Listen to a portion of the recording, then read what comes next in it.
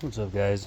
I got a service call for a good friend of mine. He's an old client, super cool guy. He stated that his car wasn't turned on. You hit the push button, and the dashboard would come on. Everything would come on, but the car wouldn't start. It wouldn't turn over, anything like that. It was super weird because he drove it like an hour ago. He said he went hiking, right? So got to his house, and he's like, as soon as you start it, or as soon as you press the button, it's going to start. So I put my foot on the brake and I pressed it, and it did start, funnily enough, but it died after about 2 seconds of turning over and starting and vroom vrooming. Anyway, that's my term for it. So I fixed it. Well, yeah, say fixed it. Found the problem in like 2 seconds. Okay, you ever seen one of these? This is a Power Pro by Innova. When I first started, this is like one of the first tools I ever had, and I use it ever since. This is an amazing tool. Well, that's what you did do with it. So put it on red. Now with a car, usually attach red first and then you attach black. So I don't know when, and then you always take black off first.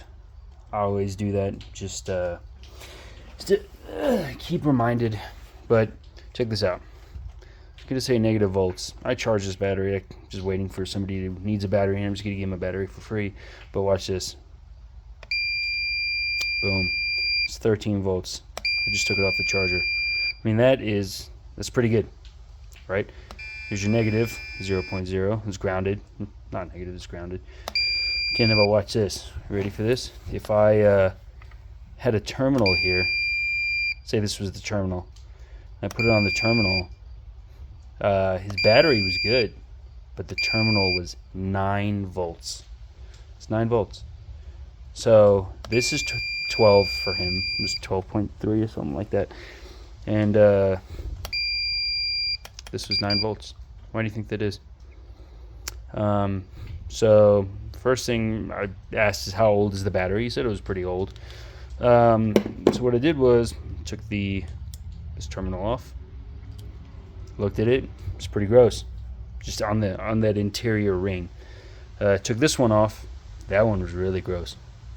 Said interior ring. Put one of those cleaners inside of it. Put it back on.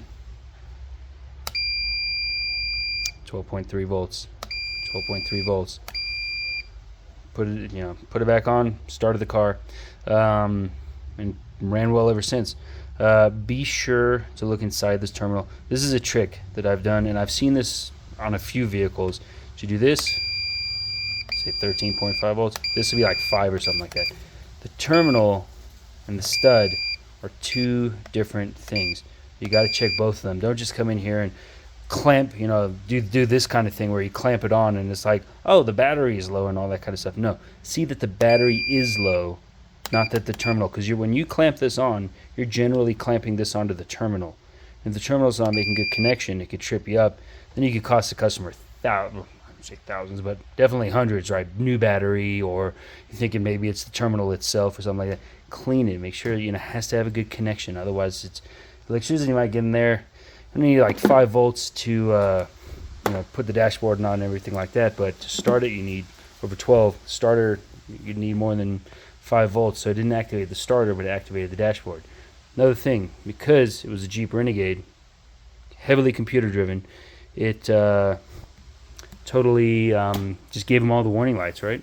Because when you're sending a signal, I don't have a plug here, but yeah, when you're sending a signal, what is this? What is this plug doing? It's a big one. It's going to be going to that positive, right? The other one's going to be the grounded or the return to make a full circuit. And so what it's reading is not that you're sending it, but that you're getting back only X amount of volts. So if you're only going to be sending a 5, getting 2.5, that kind of thing, because you're somewhat activating it, you're somewhat using energy, it's going to read. So he get all the dash lights, right? Everything. And because it was a computer display, it was like your power steering's messed up. Hey, your security's messed up. Hey, this. As soon as we got the battery running, all those went away.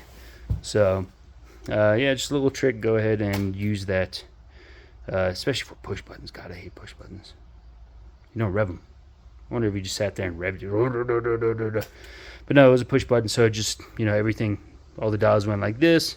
Dashboard stayed on, through a 50,000 messages saying, hey, this is not working, this is not working. But all it was is just you just had to clean the corrosion inside the stud.